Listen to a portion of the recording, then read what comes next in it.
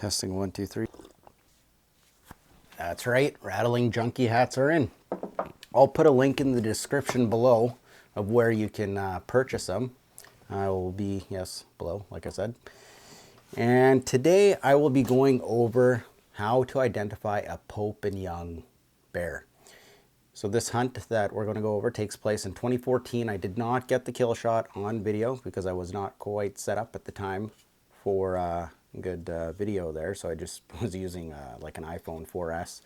So basically, just to run down quickly on how bears are measured and what Pope and Young is. Pope and Young, it's a records bookkeeping club. All various animals in North America. And the bear is minimum score is 18 inches. And you measure it by measuring the width right here, and then the length as well. And then you add those up and that's what you get. So this bear is from 2011 that I shot with skinnier eye. It measured 20 inches right on the nose. And this one in 2014, I believe it was just over 18 inches. Excuse me, I ended up giving the skull away. But the one thing that I want to go over is that I don't necessarily look for skull size when I'm trying to judge a bear. I'm looking at the overall basically look of the bear. How does it, dimensionally, how big is it? How much room is it taking up? Does it look impressive coming in? And basically, what I've been told to do is you just keep shooting big-bodied bears and the skulls will follow. And I believe that's true because trying to measure a skull on a bear or judge the skull of a bear while it's walking around, it's pretty hard. I've shot some bears, the one from Uncertainty, that thing I think scored just under 19, but when we walked up to it we thought it was going to be a booner, but I guess it had a shorter face. And that's the thing in western Manitoba, western Canada, they're longer, the skulls, so they increase the score a little bit from what I've been told and from what I've seen. So that's something to keep in mind. Also to keep in mind is that these tutorials are all for like western Manitoba bears essentially. And I think it would hold true into Alberta as well. If you guys are from Alberta and you don't agree with this, just let me know in the comments below and maybe we can have a good discussion and we can learn a little bit about how to judge bears. So yeah, that's basically it. So let's get into it. So here we go. This is the 2014 bear, Cinnamon. I should say I thought, like I'd passed him up the day before, I thought he was right around 6.5 feet square. And, well, I ended up being right, but I thought, what if this bear... Okay, I'll pause it right there. I thought, what if this bear is actually a 7-footer because it stood quite tall. And the first thing I want to talk about is the belly line. Somebody mentioned in the comments there that to talk about the distance from the belly to the ground on a bear. And so I thought, yes, I kind of talked about it a bit, but I don't think I emphasized it quite enough. But the one thing that you can see if we replay the footage back here when he's walking in,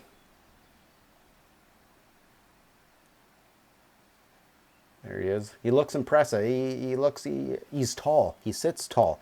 So what I mean about sitting tall is that when he's on all fours, his back line is quite tall. So if he was at the barrel, that 35-inch barrel, his back line would be right above there or just below, right around that mark of the barrel.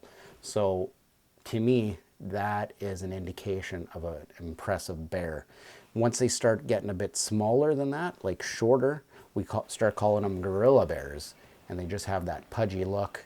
Doesn't mean they're a small bear per se. They're most likely not going to square quite as high as these taller bears, but they can still be impressive. Like they can be quite heavy as well, as you can see from this other bear that's walking in. And yeah, that was in an earlier video. I passed him up. So getting back to the 2014 bear, as I stop the frame here, you can see that I drew a line, and the belly line, you can see it's quite flat. And on boars, you're going to get that flat belly line. Yeah, I'm not talking about the difference between boars and sows here, just how you can identify a Pope and young bear. And this is one of the things, is the belly line. Yes, younger bears will have a flat belly line as well, but so you have to look at the height. If that means you have to put a mark on a tree at 35, 36 inches to determine a shooter bear or Pope and young bear for you, then do that. You also have to be looking at the head, but we'll get into that later in the video. So now you know what that Pope and young 6.5 foot, 18 plus inch bear looks like. For comparison's sake, let's see what a Boone and Crockett 21 and over 21 inch bear looks like, and squared 7'7" Noah's bear from last spring. So there you go, and I will draw a line coming up right here. So you can see that if you look towards the hind quarter, the hind leg, you can see there's a bit of a belly and there's a bit of space at the front shoulder.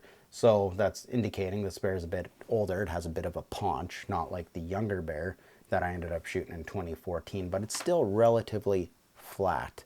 So that's, yeah, he came in, he looked like a limo coming in. He was long and he had that flat belly. It's not going to be like New Jersey bears or Pennsylvania bears where they got a big, huge belly. You know, they're like obese bears. They're like butterbean bears. These bears are more athletic, like just real stout athletic. Well, I shouldn't say stout, but they're like, the bears in Manitoba are generally more, what I'd say, athletic bears. And then the bears down south, from what I can tell, are butterbean bears. They don't hibernate quite as much, if at all.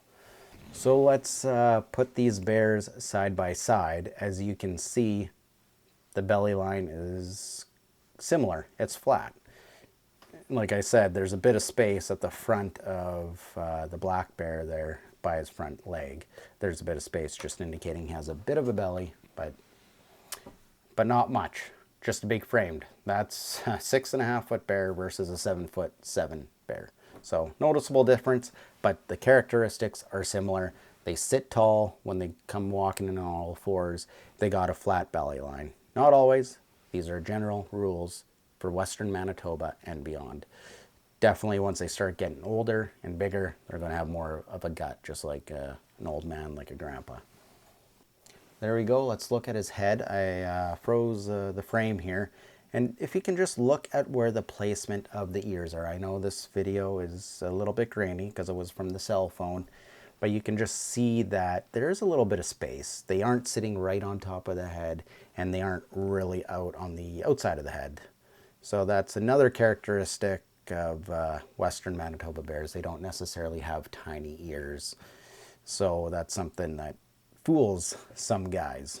But just to give you an idea of what a younger bear looks like, we'll go right here. And you can see that bear.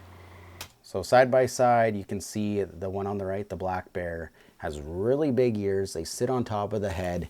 And the Pope and Young, the cinnamon one, is just a bit over, and the ears are a bit smaller.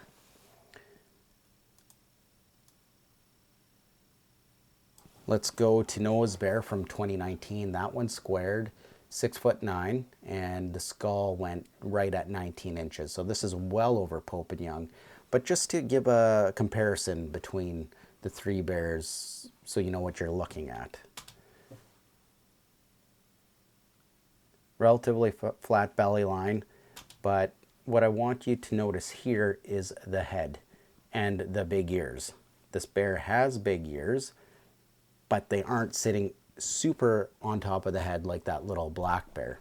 It's all the three bears. You can see that the one on the far right, they sit much more upright, and they're much bigger than the one on the left, or yeah, on the left and the center. The center bear, the ears are still a bit on top, but not as much, and they just sit a bit further out. They're still relatively big. That's, again, a characterization of Western Manitoba bears, 19-inch bear. So in some other regions, maybe in northern Manitoba, northern Saskatchewan, eastern Canada, they're going to have a really big pumpkin-looking head. Western Manitoba generally doesn't have those pumpkin-looking headed bears. So let's just watch the small black bear kind of do his thing just for a little bit so you can get a sense of what it looks like just walking around. So that's just an average bear. The head it's not filled out yet. They sit right on top. Not a bear to shoot. Unless you want your first bear.